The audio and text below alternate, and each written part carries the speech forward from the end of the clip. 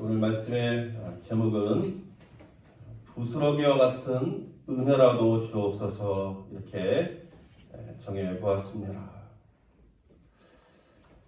예수님께서 이제 갈릴리 지역을 떠나서 그 북쪽에 있는 두로 지방에 들어가셨습니다. 두로는 어디인가 지도를 보면은 팔레스틴 지역에서 이 갈릴리가 북쪽에 있는데 그보다도 좀 더 위쪽에 있습니다. 그래서 이 갈릴리 북쪽 그리고 그 옆으로 지중해 큰 바다가 있는데 그 지중해 동쪽에 있는 그 해변가에 있는 도시가 바로 이 두로입니다. 이 두로는 베니게라는 지방의 수도였습니다. 그러니까 우리가 이렇게 지도를 보시면 이제 갈릴리 지역, 사마리아 지역, 유대 지역, 이두메 지역, 베레아, 데가블리 이와 같은 지방이 소개되고 있거든요. 그 가운데 하나가 이 베니게라는 곳이 있습니다. 이 베니게의 수도였다는 것입니다. 왜 예수님께서 이 두로에 가셨을까? 성경에 보면 쉬려고 가셨던 것을 볼 수가 있습니다. 복음 전파를 위해서 가신 것이 아니라 그동안의 사역에서 좀 쉬고 싶었는데 이 유대 지역, 이스라엘 지역에서는 어디 좀 조용히 쉴 만한 곳이 없었던 것 같습니다. 왜냐하면 사람들이 가는 곳곳마다 찾아드니까. 그래서 이제 이방 땅, 그 두로 지역에 가서 이제 쉬시려고 어느 한 집에 들어가셨습니다. 그런데 예수님은 어디 가든지 숨길 수가 없습니다. 사람들이 또 예수님이 그 지역에 오셨다라는 사실을 어떻게 알고 이것이 소문이 쫙 퍼지다 보니까 예수님께서 쉬고 싶어도 쉴 수가 없는 것입니다. 어떤 한 여자가 예수님의 소문을 들었습니다. 예수님께서 우리 두로 지방에 오셨다. 그래서 이 여인이 예수님을 찾아옵니다. 근데 오늘 성경에 보면은 이 여자는 누군가? 더러운 귀신 들린 어린 딸을 둔 여인이라고 소개하고 있습니다. 더러운 귀신 들린 어린 딸을 둔 여인입니다. 여러분, 사실 이 어머니의 그 입장에서 보면 그 어린 딸이 귀신 들려서 고통 가운데 있는 그 모습을 볼 때 얼마나 마음이 아팠겠습니까? 그래서 어린 딸 좀 고쳐볼 수 있을까 하는 그 기대감을 가지고 예수님을 찾아온 것입니다. 그런데 성경은 이 여인에 대해서 또 무엇을 소개하고 있냐면 헬라인이다, 수로보니게 족속이다, 이것을 강조합니다. 이 말은 이방인이라는 것입니다. 유대인이 아니었다는 것입니다. 그 당시에 이방인은 유대인들에게는 개들처럼 아주 경멸적인 존재였다. 예수님을 찾을 만한 입장이 되지 못했다 하는 것이죠. 그럼에도 불구하고 이 여인은 예수님을 찾아왔다 하는 것을 성경은 강조해서 말해주고 있습니다. 여러분, 수로보니게 족속이다 할 때 수로보니게는 두 개의 단어가 이렇게 합쳐진 것입니다. 이 수로가 시리아를 가리키고 보니게가 페니키아라는 뜻을 담고 있습니다. 그러니까 이 수로보니게 족속이라는 말은 이 시리아라는 그 나라의 페니키아 지역의 출신이다 이런 뜻을 담고 있습니다. 이것 역시 그렇기 때문에 이방인이다 하는 것을 이야기하고 있습니다. 그런데 우리가 하나 궁금한 게 있습니다. 뭐냐면 아니 어떻게 이 이방 여인 이 여자가 예수님에 대해서 알고 있었을까 하는 것입니다. 특별히 자기 어린 딸이 귀신 들려 있는 것을 고치고 싶을 때에 왜 하필이면 예수님을 찾아왔을까 하는 것이죠. 이 여인은 그러면 예수님을 알고 있었을까? 네, 맞습니다. 이 여인은 예수님을 알고 있었어요. 어떻게 알고 있었냐면 마가복음 3장 8절에 보면 이런 말씀이 있습니다. 두로와 시돈 근처에서 많은 무리가 그가 하신 큰 일을 듣고 나오는지라. 그러니까 예수님께서 갈릴리 지역에 있을 때도 그 북쪽에 있는 두로와 시돈 이방 지역에서도 예수님에 대한 소문을 듣고 찾아왔다는 것입니다. 특별히 예수님에 대한 어떤 소문, 큰 일, 예수님께 하신 큰 일, 병을 고치고 귀신을 쫓아내고 이런 것들을 들었다는 것입니다. 그것이 아마도 이방 지역인 두로와 시돈 땅에도 쫙 퍼져 있었고 이 사실을 이 여인이 들었다는 것이죠. 그래서 이 여인은 예수님을 찾아오게 된 것입니다. 그런데 오늘 이 짧은 본문에서요, 이 여인이 예수님을 찾아왔던 또 중요한 이유가 하나 있습니다. 그게 뭐냐면 이 여인은 그 예수님에 대한 소문을 듣고요, 예수님이 누구신가에 대한 분명한 확신이 있었다는 것입니다. 믿음이 있었다는 것입니다. 그것은 우리가 무엇을 통해 알 수 있냐면 첫 번째로 예수님에 대한 호칭을 통해서 우리가 알 수 있습니다. 오늘 28절에 보면 예수님을 향해 뭐라고 고백하냐면 주여 이렇게 고백합니다. 주여. 이 여인은 예수님이 바로 주가 되신다, 하나님이 되신다는 것을 믿고 있었다는 사실입니다. 그래서 마태복음 15장 22절에 보면 이 사건이 똑같이 기록되어 있는데 거기는 뭐라고 고백하고 있냐면 주 다윗의 자손이여 이렇게 고백하고 있습니다. 이 다윗의 자손이라는 말은 메시아, 구원자 이런 의미가 있거든요. 그러니까 이 여인은 예수님이 바로 다윗의 자손 메시아 구원자라는 이 사실을 믿고 있었다는 거예요. 그 믿음 때문에 예수님을 찾아오게 된 것입니다. 여러분, 우리가 성경에 보면 이와 같이 예수님을 찾는 사람이 참 많습니다. 그런데요, 이렇게 성경에 기록될 만한 이런 특별한 은혜를 입은 사람들의 특징은 뭐냐? 예수님에 대한 소문을 듣고 온 것 그 이면에 예수님이 누구신가에 대한 분명한 확신을 갖고 믿음 갖고 찾아왔던 사람들이라는 특징이 있는 것입니다. 그 당시에도 병고침을 위해서 예수님 찾는 사람은 참 많습니다. 그러나 대부분의 사람들은 그냥 예수님이 누군가의 그 믿음의 고백보다는 병 낫고 싶다, 이 사실 때문에 찾아왔어요. 그러나 성경에 기록된 것처럼 이런 놀라운 하나님의 은혜를 경험한 사람들은 그 마음에 예수님은 주, 다윗의 자손, 이와 같은 하나님, 메시아, 구원자, 이런 믿음이 있는 여인, 믿음의 사람들이었다는 사실입니다. 그래서 우리가 이런 사실들을 깨닫는 게 뭐냐면 예수님에 대한 이런 올바른 믿음이 있을 때에 바로 예수님에 대한 이런 분명한 믿음의 고백이 있을 때에 간절한 간구도 있고 또 겸손한 고백도 있는 것이구나 하는 것도 우리가 알 수 있습니다. 여러분, 믿음 없이 예수님이 누구신가, 예수님에 대한 믿음 없이 예수님을 찾아오겠습니까? 예수님에 대한 올바른 믿음이 있을 때에 예수님을 찾을 수가 있다 하는 것입니다. 그래서 우리들도 마찬가지입니다.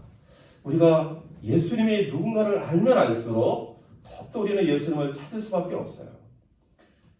그러나 예수님이 누군가에 대한 분명한 확신이 없으면 우리는 예수님을 그렇게 간절하게 찾지는 않을 것입니다. 그런데 이 여인은 예수님을 이렇게 확신하고 찾아왔는데 그 속에 참 아름다운 믿음이 있습니다. 그 믿음의 특징이 뭐냐면 첫 번째로 이 여인의 믿음의 특징은 변함없는 끈질긴 믿음이었다는 것입니다. 변함없는 믿음이었다는 거예요. 오늘 26절에 보시면 자기 딸에게서 귀신 쫓아내 주시기를 간구하거늘 이런 표현이 있습니다. 그런데 이 원어 성경을 보면 이 간구한다는 것이 조금 어려운 표현일 수도 있지만 미완료 과거 시제입니다. 이게 무슨 의미냐면 아직 이루어지지 않았어요. 그러나 그렇기 때문에 계속해서 반복되는 행위, 이것이 바로 미완료 과거 시제의 표현입니다. 그러니까 이 간구하였다라는 이 짧은 표현 속에는 어떤 의미가 있냐면 이 여인이 예수님께 찾아와가지고 한두 번 우리 딸 좀 고쳐주세요 이렇게 하고 끝난 게 아니었다는 것입니다. 아직 예수님께서 반응하지 않으니까, 아직 예수님께서 자기 딸을 고쳐주지 않았으니까 계속해서 마치 떼쓰는 것처럼 간구하는 것이냐. 예수님, 우리 딸 좀 고쳐주세요.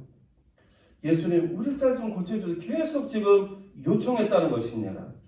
근데 놀라운 것은 뭐냐면 예수님께서 아주 이 여인의 이 간구에 냉담하십니다. 아, 그래? 너 어린 딸이 지금 귀신 들렸어? 하면서 어떤 반응을 보이는 것이 아니라 처음에는 아예 대꾸조차도 않습니다. 그리고 이 여인이 그래도 끊임없이 계속 간청하니까 오늘 본문에 나와 있는 것처럼 뭐라고 예수님께서 말씀하십니까? 자녀로 먼저 배불리 먹게 할지니 자녀의 떡을 취하여 개들에게 던지 마땅치 아니하다. 여러분, 이 개들은 이방인을 가리킵니다. 자녀는 유대인입니다. 그러니까 아직 우리 유대인도 구원받고 고침받고 치유받을 사람들이 많다. 하물며 이방인 너에게까지는 그런 은혜가 아직은 시기상조다. 이렇게 하나님 예수님께서 아주 냉담하게 다 거절을 합니다. 여러분, 이렇게 예수님께서 믿고 찾아온 예수님께서 다 무관심하거나 냉담한 반응을 보일 때 우리 같으면 참 마음이 낙심되고 때로는 좀 분노가 있고 배신감, 그래서 서운한 감정에 그냥 떠나든지 아니면 욱하고 대들 수도 있는데 이 여인은 그렇지 않았다는 거예요.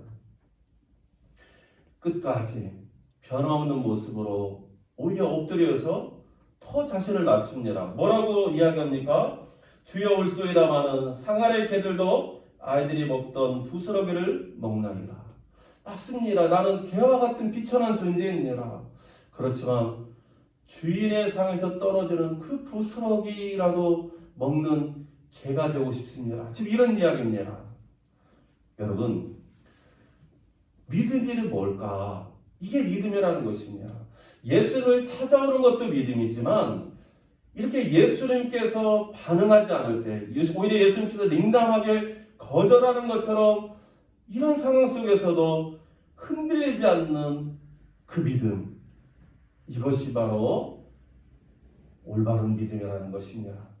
우리가 기도할 때도 응답되지 않으면 포기하기 쉽습니다. 응답되지 않으면 예수님께서 나를 버린 것 같다. 화가 납니다. 그래서 예수님을 자꾸 떠나려고 합니다.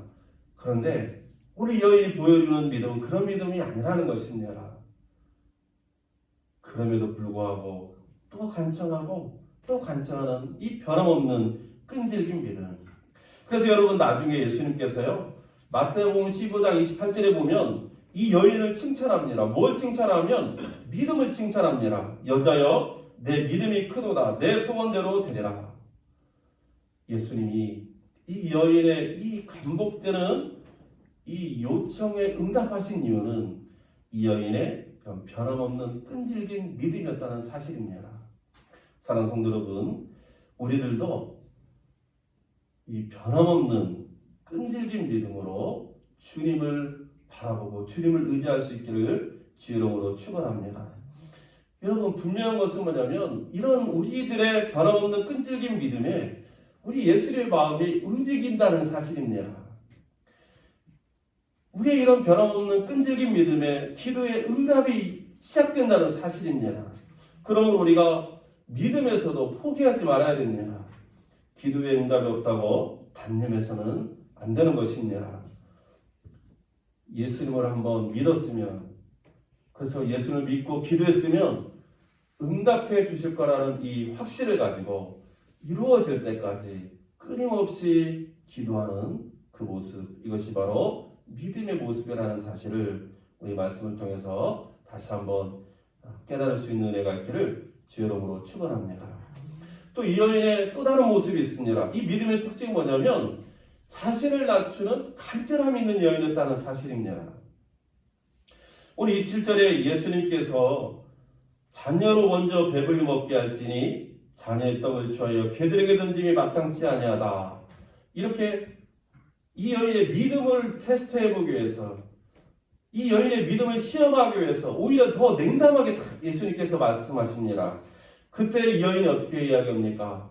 주여 옳습니다. 그러나 상아의 개들도 아이들이 먹던 부스러기를 먹습니다. 다른 말로 말하면 이 부스러기 같은 작은 은혜라도 내가 받기를 원합니다. 여러분, 오히려 자기 자신을 더 낮추지 않습니까? 특별히 여기 이 여인이 쓰고 있는 표현들은요, 다 작은 단어들입니다. 뭐냐면 이 상아의 개들도 이 작은 강아지 같은 개를 이야기하고요, 아이들이라는 표현도 어리고 작은 아이를 가리키고 부스러기로 말 그대로 작은 조각을 가리킵니다. 그러니까 이 여인은 자기 자신도 작은 사람, 아이들이 먹는 부스러기 더 작은 것, 그 작은 은혜라도 좀 내게 주십시오. 여인은 유대인들이 식탁에 풍성하게 탁 차려진 음식을 먹는 것처럼 하나님의 풍성한 은혜를 받아 누리고 있다면, 이방인인 자신은 상에서 떨어진 부스러기 같은 작은 은혜라도 받기를 원한다. 지금 이렇게 고백하고 있는 것입니다. 여러분, 왜 이 여인이 이와 같이 간절함으로 부스러기 같은 은혜라도 좀 주세요, 이렇게 호소하고 있습니까? 바로 집에서 지금도 귀신 들려서 고통 가운데 누워있는 그 어린 딸을 생각할 때에 이 어머니 된 이 여인의 마음이 너무 절절한 것입니다. 예수님을 믿고 왔고 그동안 예수님께서 하신 일을 들었기 때문에 분명히 예수님이 고칠 줄을 믿고 왔는데, 예수님께서 이렇게 냉담하게 할 때에 너무나 간절하고 사모함이 있으니까 거기에 대해서 부딪히고 거절하고 화내고 뛰쳐나가는 것이 아니라 오히려 자신을 더 낮추면서 더 절절한 자신의 마음을 예수님께 이렇게 드러내고 있다는 사실입니다. 저는 이 말씀을 이렇게 묵상하는 가운데, 저는 아이를 낳아보진 않았지만 아마 아이 낳은 어머니들은 이 어린 딸을 향한 이 절절한 마음이 이해가 되겠구나 하는 생각도 한번 가져보았습니다. 여러분, 부스러기 같은 이 작은 은혜라도 주십시오. 우리는 대부분 너무나 큰 은혜만 사모합니다. 큰 것 주세요. 많은 것 주세요. 그러나 정말 간절함에 사모함이 깊으면 아닙니다. 작은 은혜라도 좀 주세요. 이렇게 되는 건 아니겠습니까? 이 여인은 이와 같이 간절함 속에서 자기 자신을 낮추는 이런 믿음이 있었는데, 이 믿음이 주님께서 보실 때 그 마음이 움직였다는 사실입니다. 우리들에게도 이런 믿음이 있기를 주의 이름으로 축원합니다. 여러분, 사실 하나님의 은혜에 큰 은혜가 있고 작은 은혜가 있겠습니까? 이건 사람의 기준입니다. 하나님의 은혜는 우리에게 다 충분한 것입니다. 하나님께서 은혜만 주시면 우리에게는 너무나 부유한 것입니다. 근데 우리는 그런 사실을 깨닫지 못하고 큰 것만을 구합니다. 그런데 이 여인은 너무나 간절했기 때문에 부스러기같이 작은 은혜라도 주세요. 이랬을 때 그 믿음이 주님의 마음을 감동케 했다는 사실입니다. 우리들도 주님 앞에 나와 예배할 때나 기도할 때나 이 여인과 같은 이런 겸손한 모습, 사모함의 간절한 모습, 오늘도 이 예배를 통해서 정말 하늘의 작은 은혜라도 받고 싶습니다. 이런 믿음의 고백을 가지고 주 앞에 나가는 저와 여러분 될 수 있기를 주의 이름으로 축원합니다. 여러분, 예수님께서 이 이방 여인의 말에 감동하여서 이제 이 여인의 간청을 들어줍니다. 29절 이하를 보니까 이 말을 하였으니 돌아가라, 귀신이 내 딸에게서 나갔느니라. 근데 여자가 직접 집에 가서 보니까 진짜 이 아이가 침상에 누워 있는데 귀신이 떠나고 없는 것입니다. 어머니의 이 절절한 말 한마디가 고통 가운데 있는 딸을 살렸습니다. 근데 우리가 주목할 게 있습니다. 그게 뭐냐면 이 말을 하였으니 라는 표현입니다. 이 말을 하였으니.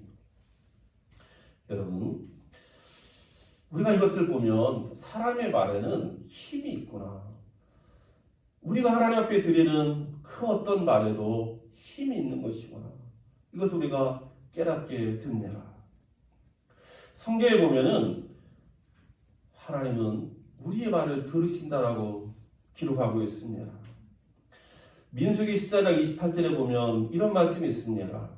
여호와의 말씀에 내 삶을 두고 맹세하노라. 너희 말이 내 귀에 들린 대로 내가 너에게 행하리라. 너희의 말이 내 귀에 들린 대로. 이스라엘 백성들이 자기들끼리 한 이야기가 하나님의 귀에 들렸는데 내가 너희가 말한 그대로 이룰 것이다. 지금 그렇게 말씀하고 있습니다. 사실 이스라엘 백성들이 하나님 향해 불평했거든요. 원망했거든요. 그래서 우리가 가나안 땅에 들어와서 죽는 것보다는 광야에서 죽는 게 낫겠다. 이렇게 말하고 있었거든요. 하나님 그것을 들으셨다는 겁니다. 그래 너희들이 내 말을 믿지 않고 광야에서 죽기를 이야기하고 있냐? 내가 너희의 말대로 이루어줄 거다. 실제로 이스라엘 백성들이 광야 40년 동안 다 죽었습니다.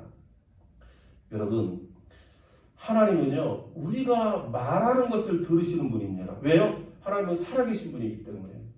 하나님이 살아계시지 않으면 우리가 말하는 것 절대 들을 수가 없어요.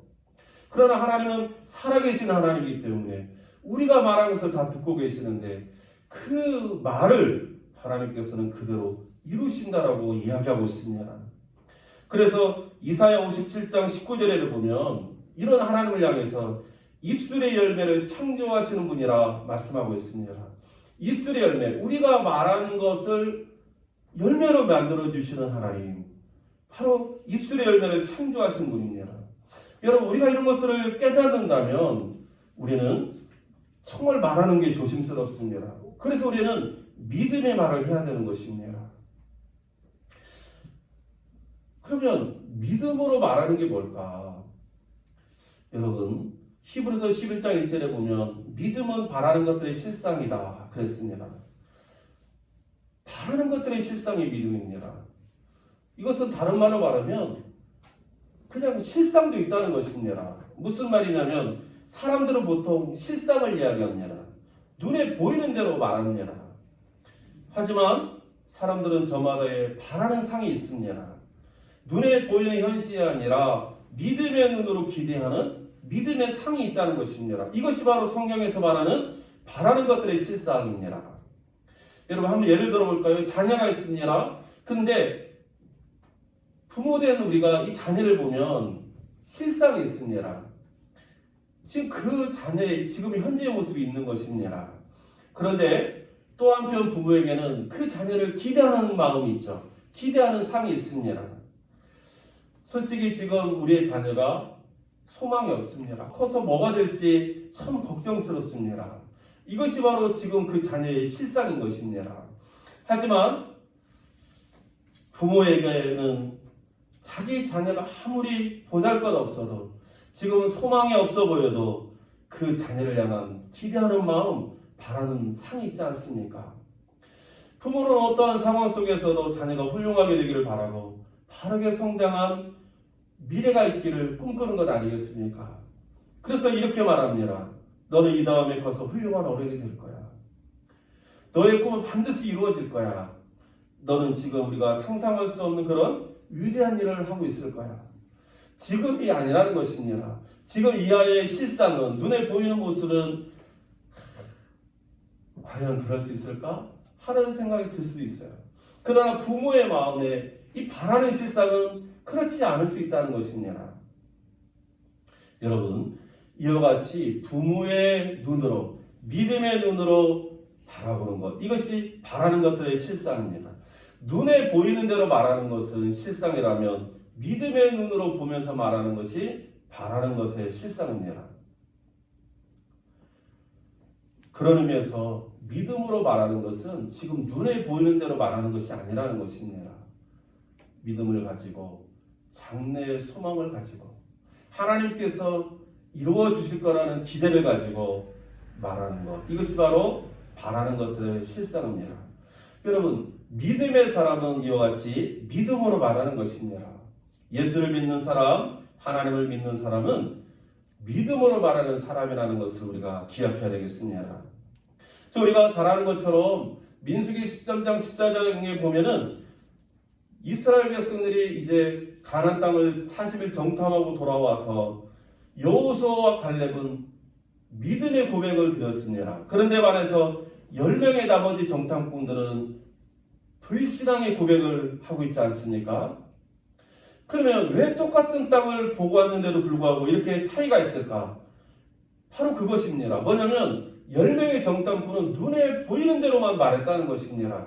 가서 보니까 안악자손과 같이 거인족이 다 살고 있으니까 우리는 거기에 보면은 메뚜기 같은 생각이 드는 것입니다. 그래서 불평하고 원망하면서 불신앙적인 고백을 한 것이죠. 그런데 반해서 여호수아와 갈렙은 똑같이 실상을 봤습니다. 안악자손도 봤어요. 그러나 이 여호수아와 갈렙은 안악자손만 본 것이 아니라 그 땅에 계신 하나님도 함께 봤다는 사실입니다. 하나님을 함께 보니까 장대같이 큰 안악자손들이 두렵지 않은 것입니다. 그래서 믿음으로 고백할 수 있었던 것입니다. 사랑하는 성도 여러분, 우리가 하나님 없이 세상을 바라보면 절망할 수밖에 없습니다. 믿음 없이 세상을 보면 눈에 보이는 실상만 우리가 보게 됩니다. 그렇지만 믿음의 눈으로 세상 속에서 하나님을 함께 볼 수만 있다면 우리는 바라는 것들의 실상을 보게 될 수 있다는 것입니다. 지금 이 여인이 무엇을 말하고 있습니까? 실상을 말하고 있는 게 아닙니다. 병든 어린 딸, 거절하는 예수님, 그것만 바라보았으면 좌절하고 낙심할 수 있겠죠. 그러나 이 여인은 믿음의 여인이 있기 때문에 믿음의 실상, 바라는 것들의 실상, 예수님께서 내 아이를 고쳐주실 거야. 예수님께서 내 간증을 이루어 주실 거야. 이런 지금 현실이 아니라 믿음의 눈으로 그 다음 것을 바라보았을 때에, 그래서 예수님 앞에서 맞습니다. 자녀들도 개들도 이 상에서 떨어진 부석을 먹습니다. 이런 바라는 것들의 실상을 이야기할 때 예수님께서 그것을 믿음으로 보시고 칭찬하시고 축복하셨다는 사실입니다. 사랑하는 성도 여러분, 우리들도 살아가면서 실상만 바라보고 있지는 않습니까? 눈에 보이는 대로 그것이 전부이냐? 하나님 보지 못하고 세상만 바라보고 힘겨워 살고 있지 않습니까? 오늘 우리가 이 말씀을 통해서 이 말을 하였으니 바로 믿음의 말, 그것은 바라는 것들의 실상을 말했다는 사실, 예수님을 기대하고 하나님을 기대하는 믿음이 이 여인으로 하여금 하나님의 구원을 가져왔구나 하는 사실을 우리가 함께 깨달으면서 우리의 마음속에도 이제는 눈에 보이는 대로만 말하는 것이 아니라 바라는 실상, 믿음의 눈을 가지고 바라보면서 말할 수 있는 우리 모두가 될 수 있기를 주의 이름으로 축원합니다. 이 믿음이 있을 때에 부스러기 같은 작은 은혜라도 주옵소서. 이런 믿음의 고백이 있을 수 있음을 알고 저와 여러분들 우리도 사모하는 마음으로 우리도 같은 고백 하나님 앞에 드리는 이 아침 될 수 있기를 주의 이름으로 축복합니다. 우리 함께 기도하겠습니다.